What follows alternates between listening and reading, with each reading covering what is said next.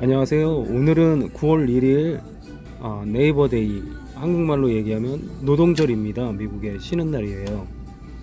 그래서 아침 일찍 일어나서 미국에 한국으로 따지면 파리바게트 같은 빵집, 파네라에 왔습니다. 와서 저는 픽투로 브로콜리 체다 스프하고 치킨 샌드위치 하나 시켰습니다. 원래는 이렇게 다이닝 플레이팅으로 나와야 되는데 와이프가 주문을 잘못해서 저는 저 혼자만 투고로 이렇게 나왔네요. 포장으로.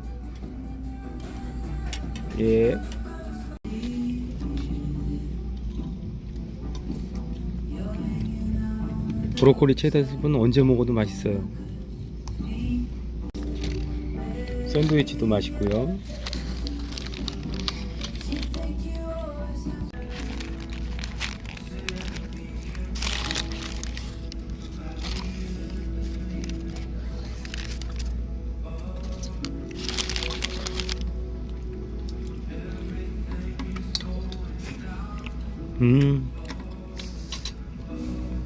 여기는 시카고 다운타운에 있는 네비피어라는 관광지인데요.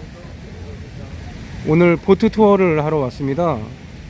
보트를 타고 이렇게 시카고의 아름다운 건축물을 이렇게 감상하고 보려고 휴일이라 왔습니다. 여기 네비피어는 1차 대전, 세계 1차 대전 이전에는 다른 이름으로 불리다가 1차 대전 때 해군들이 많이 이쪽에서 주둔 했습니다. 그래서 네비피어로 그때부터 불리기 시작했다고 합니다. 휴일이라 사람들이 많이 와 있네요.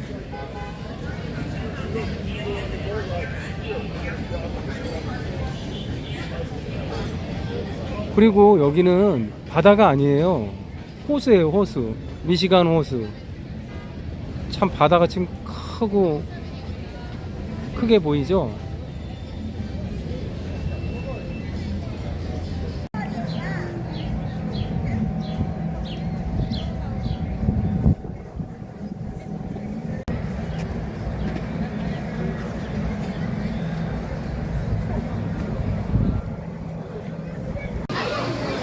이렇게 레비피어 안에는 푸드코트도 있어서 먹거리도 많이 있습니다. 아주.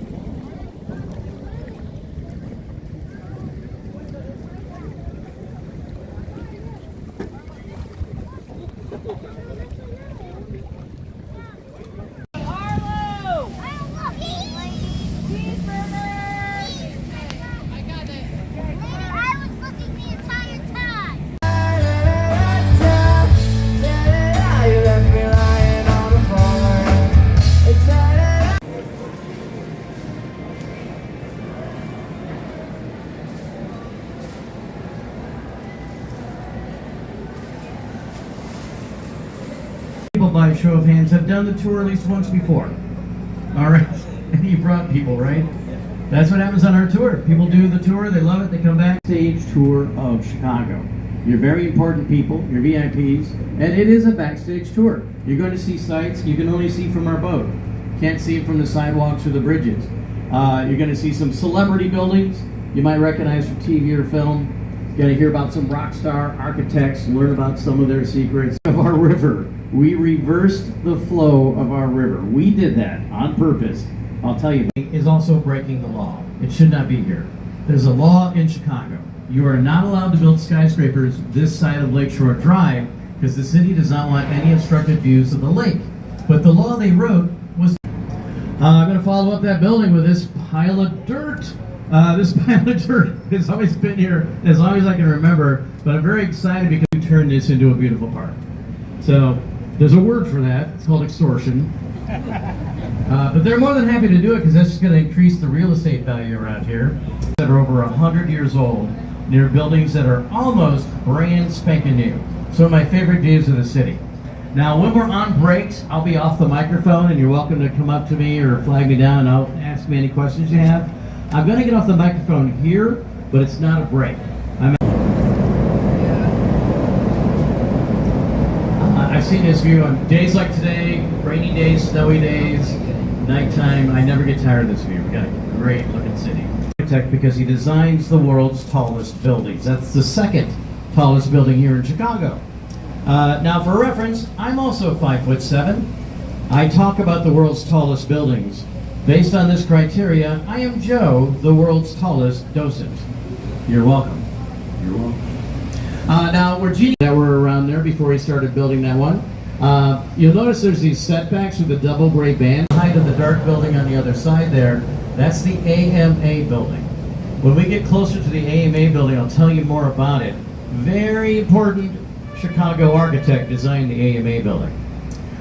24, that is the Wrigley building. That's Wrigley as in Wrigley Chewing Gum. They were headquartered there. Also Wrigley, same Wrigley as in Wrigley Field, home of the Chicago Cubs. This entire building is made out of chewed gum and the tears of Cubs fans. It was like, I don't know what to do, but I know what I like. And he liked cathedrals in Spain. So, the people calling things the way we see it. I'll give you another example of that. Has anyone been down to Millennium Park yet? Except one person, the artist. The artist is angry at Chicago for calling it the bean. Do you know what the artist calls it? Cloudgate. And we're like, dude. Record album covers. The architect calls those two towers Marina City. We call them the Corncob Towers. Corncob Towers were designed by Bertrand Goldberg, another student of Mies van der Rohe. Bertrand Goldberg noticed in the 19th, two restaurants here, a steakhouse and a seafood restaurant. Underneath them, of amenities, that whole idea started right here with Bertrand Goldberg. On the left is our lovely Riverwalk, busy on this Labor Day holiday. The Riverwalk is about 10 years old, comes from a city plan, over 100 years old. But they did such a great job rebuilding it and matching the original architecture. You'd never notice this building was uneven unless some jerk on a microphone pointed it out to you, which is how I learned. Take a look at the 19 years. But it's still pretty big. It's 4.8 million square feet, 4,000 windows on an entire building. The Merchandise Mart is a classic example of Art Deco. And here are some elements that tell us it's Art Deco. You'll notice the Merchandise Mart has inset windows. Strong vertical lines that lead your eyes upward. Careful that sun. Ornamentation, and it's made out of limestone. This building is so big, it had its own, like the Hoover Dam, to build the Merchandise Mart. Straight ahead, we're going to an area called Wolf Point. This is where all three branches of the Chicago River come together. It's also directly in front of us is River Point, which opened in 2017. Check out that big old arch. That arch is structural. That arch is holding the building in place. Now there's another arch at the top of the building that counters it. That's just for design. They call that building River Point. We call it the Hot Pocket Building. Hot Pocket Building has a series of portals underneath it. These are exhaust fans. Now meat was processed way on the south side, and they would ship the processed meat to that building there to be frozen. The entire building was dedicated to freezing meat solid. That way they could ship it out elsewhere. Now, in the 1970s, the meatpacking industry died out in Chicago, and Harry Weiss, a Chicago architect, looked at that old meat freezer. It was like an architect, right? But check this out. He also designed the river cottages next door. He loved sailing. So we got actual portal windows, triangles emulating sails, and he built right down to the river level, which nobody was doing in the 1980s because the river was stinky. They were doing like this building with their backs to the river. Harry wasn't a fan of people treating the river like an alleyway. He wanted to see the boring old sidewalk. But if things have changed along the river, they've changed with. They've even added windows to the back of the building. Compare that to the buildings on the left over here. We have the Kinsey townhomes. They're about 25 years old. They built themselves to enjoy the river. Lovely river walk right here and balconies that face out. I'm going to be a good neighbor to them and get off the microphone while we take our first break. So, great opportunity to stretch your run out today that these contextualized buildings have reflective windows. But we're mostly only seeing the sky and other buildings. Now, because of this Y shape, they're able to reflect the river. We're going to see ourselves in the side of the building. Envisioned. That was also during the pandemic, and they incorporated some technology to deal with that. The elevators are touchless. You can actually summon the elevator using your own phone and tell it what floor to go to. And you can see how they know that 30-foot of public access. We've got artwork etched into the limestone, all about the history of print. The new owners are going to be renovating this area or refurbishing it. They're going to maintain the integrity of the Art Deco, but they're going to be shining it up a little bit. But that's free and open to the public. You can check this out anytime you like. Completing the canyon, the Civic Opera Pavilion. It says pavilion because they use the entire building is in the shape of a throne. You see the arms of the throne on the left and the right. Long, strong back to the throne filled with offices. Here above the opera stage. For a long stretch, nobody was building skyscrapers. Nobody had the money or the resources. Late 50s, early 60s, we started building again, cautiously. Here on the right are Gateway 1 and Gateway 2. They're twinsies. And remember our buddy Mies van der Rohe. Black box modernism again. Mies van der Rohe's whole philosophy, and he actually coined this phrase, less is more. So zero ornamentation on the outside. All the money is on the inside. Exact opposite side, playing off the shape of the river. So in the 1980s, we're full on contextualism, postmodernism. This little squat expressing building in between Gateway 3 and 4, I love this thing. It was originally a commodities exchange. It's no longer that. Now it's a gym right next to a bakery. That's brilliant, right?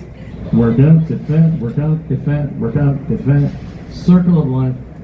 I've never talked about much, and then in 2014, the owner spent $800,000 to put this artwork on the celebrity on the corner here. If you like the Batman movies, this was Gotham City Bank in the film The Dark Knight. That's the bank that Heath Ledger as the Joker robs. Comes out of there in a school bus full of cash. That entire building, in actuality, though, was the world's largest post office. It opened in 1920, and it was made even bigger in 1930. Chicago needed the world's largest post office. This next door. This building sat empty for 2 decades. We were worried about it. Then in 2016, investors did a crazy thing. They put $900 million into renovating that building. They did a great job. It's really beautiful on the outside. Inside, there's several. So the night of the fire in October, 3 months later, no rain at all. Very dry. Also, it's 1871. We are a rapidly growing city, and wood is cheap. So a lot of stuff, barns, buildings, houses, sidewalks, and streets, all made out of wood. It was a recipe for disaster. Fire department was very busy putting out a lot of smaller fires. It got so bad, the city put lookouts in towers to keep an eye out. And a lookout saw Mrs. O'Leary's barn go up in flames. And when it was over, nearly 18,000 buildings were gone, completely destroyed. 100,000 people were without homes, and that was a third of our population then. And 300 people lost their lives. It was devastating. A lot of people ask me about this building over here, so let me give you a quick rundown on it. So we call it the Pink Floyd building. You know, this building's over, well, it's almost 100 years old. It's only been on commission since 2011. It's the Union Station. Phenomenally successful. They tried to recreate the magic on the South Branch with River City. We're lucky the building's still here. When they built in the 1980s, this neighborhood was not doing well. Nobody wanted to look down here. 1909 city plan. You'll hear more about it on the tour, but right now, I want to introduce you to our royal family. We have a king, a queen, and a princess in our skyline. Keep it out to the right. You're going to see the top of an Art Deco building that has a dark triangle roof and a statue on top of that. That is our princess. That is a 30-foot Art Deco tribute to Ceres. The building opened in 1930. Grain commodities, super popular here in the Midwest, surrounded by farmland. That building is also a part-time actor, Wayne Enterprises, in the Batman movies. Our queen is right in front of us, this salmon-colored building with a crown. That is 311 South. Reflect the sky and other buildings. But of course the big contextual that tells the shape, big old curve cut into the side here to go along with the bend in the river that we're currently enjoying. New Bean building fits right in with all these newer buildings. That building opened in 1983. And you've seen it if you've ever seen the movie Ferris Bueller's Day Off. This is where Ferris Bueller's dad works. There's a scene at the end of the movie where he looks out his office with the Chicago River. They've been working with the city to clean up the river and foster wildlife. That's one of the many projects they've done. We did a survey of our river in the 1970s. We discovered there was only 10 species of fish. 10. Struggling. Danny DeVito building? Any guesses? Any guesses? 55 West Wacker, that short, stout, angry-looking building. That style of architecture is downtown. They're either becoming residential or hotels, but that's good news. That actually helps preserve the building. Here's my favorite example of that. All right, straight ahead, a little to the right, the sun's 360 room. Great views of the city from all four sides of the Hancock building.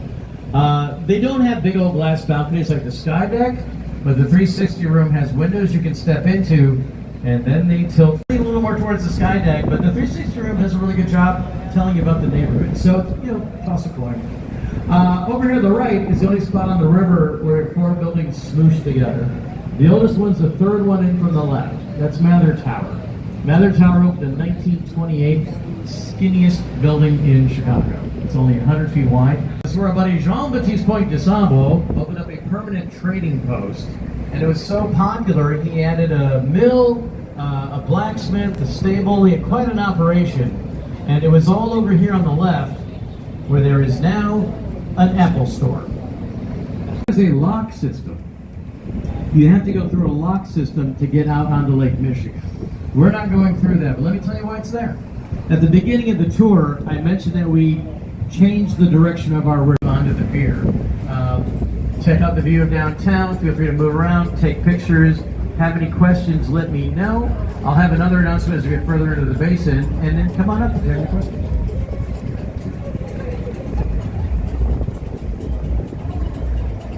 To get through there, that takes up a lot of your time. So we keep our lake and river stuff separate. Over near the Ferris wheel here, we have a boat called the Skyline Lake Cruise, and it's 이렇게 1시간 15분 동안 보트 투어를 해봤는데요. 예, 설명도 재밌게 해주시고 릴렉스 하면서 시카고의 아름다운 건축물을 감상할 수 있었습니다.